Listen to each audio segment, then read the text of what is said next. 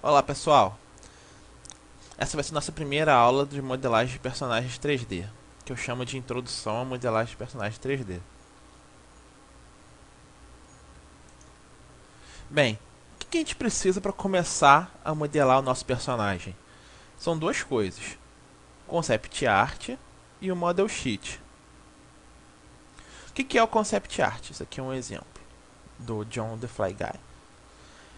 O concept art, ele mostra, ele define pro modelador como que esse modelo vai ser, como que é esse personagem, qual é a topologia dele, quais são os volumes que esse personagem tem, as roupas que ele usa, as armas que ele tem, os acessórios que ele tem e quais são os materiais e as texturas desse personagem. Se é um casaco de pelo, um metal uma granada de metal pendurado, bolsos pendurados no seu corpo, diferentes visores que ele tem.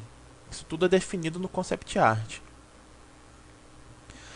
Uma vez que o concept art está pronto, a gente passa para o model sheet. Isso aqui é um exemplo de model sheet do Marvel Ultimate Alliance 2, que é o model sheet do Cable.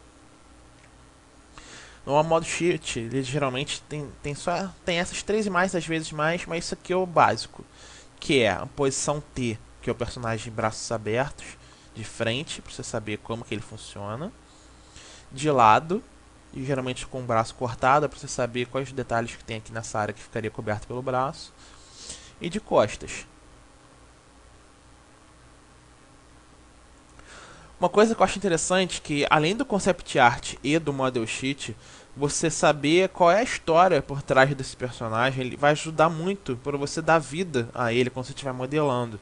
Então, se você fizer as seguintes perguntas: como, quem, onde, quando, porquê desse personagem, você chegar para o seu criador, para quem ou você mesmo está criando seu próprio personagem e estabelecer isso, de onde que ele é, qual é o background dele, quais locais que ele passou, por que ele usa aquela roupa, quanto tempo ele está usando aquela roupa, seria uma roupa de guerra, se aquela roupa já foi afetada pela guerra em si. Um exemplo que eu acho interessante para vocês terem uma noção disso, que às vezes não transparece muito, se vocês verem os extras do episódio 3 do Star Wars, tem falando sobre a construção das roupas, né, dos atores para fazer o Obi-Wan, para fazer o Anakin, o Ian McGregor e o outro ator.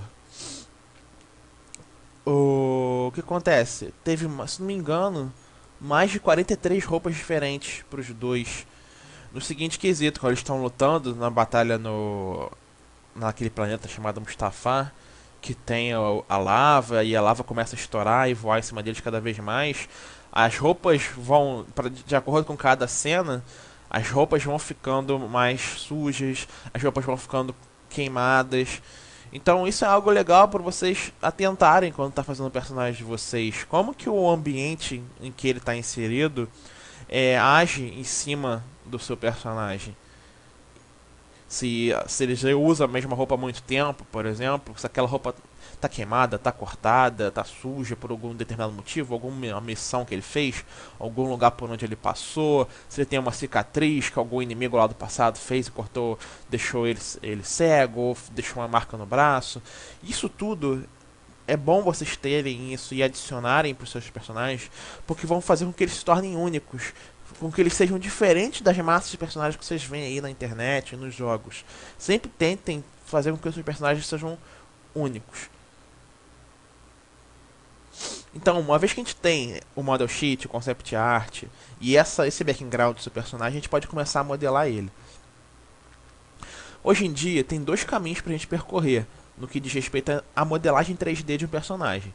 São eles: a modelagem poligonal e a escultura digital. Isso aqui é um exemplo de modelagem poligonal, box modeling, em que a partir do model sheet, que é aquelas imagens do personagem de frente, de lado, de costas, o modelador começou a usar as técnicas de modelagem poligonal e ele subiu o modelo em 3D e chegou no resultado final, que é esse aqui. Esse é um outro exemplo clássico de modelagem poligonal, uma técnica chamada box modeling, que é a mesma da imagem anterior. Você começa de um cubo, você vai cortando esse cubo, adicionando vértices, adicionando arestas, até ele estar com a topologia que você quer. E tem o resultado final aqui. Um outro exemplo de modelagem poligonal que a gente chama de edge extrusion, ou extrusão de aresta. Você vê isso muito sendo usado em tutoriais, em vídeos na internet, quando o modelador ele quer fazer uma reconstrução fiel de uma pessoa ou alguma personalidade. Então ele pega as fotos dessa pessoa, põe na viewport do programa e começa a ir extrudando as faces, as arestas, até ter o resultado final que ele obtém, que ele deseja. Bem, a modelagem poligonal ela é muito exaustiva e ela exige que você conheça bem os softwares que você está usando para modelar, seja o 3D Max, seja o SI, Blender, Maya. Você vai perder um bom tempo para fazer um personagem via modelagem poligonal. Então, hoje em dia a gente tem a escultura digital. Peguei esse exemplo aqui que eu achei muito legal. Você tem um bloco, como se fosse um bloco de pedra, em que o artista, o Giovanni Caramelo, brasileiro, começou a esculpir. Você vai talhando, né, no seu bloco 3D até ele chegar no resultado que você quer. Você vai adicionando mais polígonos e vai trabalhando nesses polígonos, amassando eles, puxando, mexendo eles por todos os lados até ter o seu resultado final. Então, o que é a escultura digital em si? A gente entende como escultura digital os personagens, os cenários, os veículos ou acessórios que são construídos através desses programas que simulam as técnicas milenares de escultura digital em barro pedra. E os principais programas que são o ZBrush da Pixologic e o Moodbox da Autodesk. Aqui é uma imagem de outros ângulos daquele modelo que eu mostrei. Então, qual é a vantagem do processo da escultura digital? Ele facilita a pré-visualização dos modelos orgânicos e inorgânicos. Porque agora no ZBrush 4 tem técnicas para você fazer modelagem inorgânica também, mais intuitivamente, permitindo que você trabalhe com massa, né? Então, você está usando as técnicas antigas, você como se você estivesse trabalhando com as mãos, esculpindo com as mãos e ferramentas específicas de escultura, só que dentro do computador. Você traz a arte para dentro do ambiente de computação. Essa é a grande vantagem da escultura digital. Mas aí a gente chega num pequeno problema. Como é que a gente anima uma escultura digital? Apesar dela facilitar muito, né, a construção dos modelos 3D, a pré-visualização dos modelos 3D, a escultura digital, para você ter aquela quantidade enorme de detalhes, ela vai aumentando a quantidade de polígonos da malha estupidamente, fazendo com que ela tenha milhões de polígonos. E isso inviabiliza o uso dessa malha com vários detalhes pesada em aplicações para jogos 3D e para animação. Não tem como você animar uma escultura. Então, daí que surge a necessidade de a gente criar uma topologia nova, uma malha 3D nova com base na escultura digital, através da retopologia. Então, vamos falar topologia e retopologia. Isso aqui é um exemplo interessante de um brasileiro também, chamado Bruno Melo. Nós temos esse bloco aqui, que pode ser modelado no 3D Max ou qualquer outro software de modelagem poligonal. Levou ele para o ZBrush, começou a esculpir esse bloco, adicionando, subdividindo esse bloco em vários polígonos, até ele ter o volume que ele queria para esse personagem, que é o Hulk. Uma vez que ele chegou nessa definição aqui, ele fez a retopologia do modelo, ele replanejou a malha dele todinha, e aí projetou esses detalhes aqui nessa malha aqui. E aí ele conseguiu fazer um modelo mais refinado.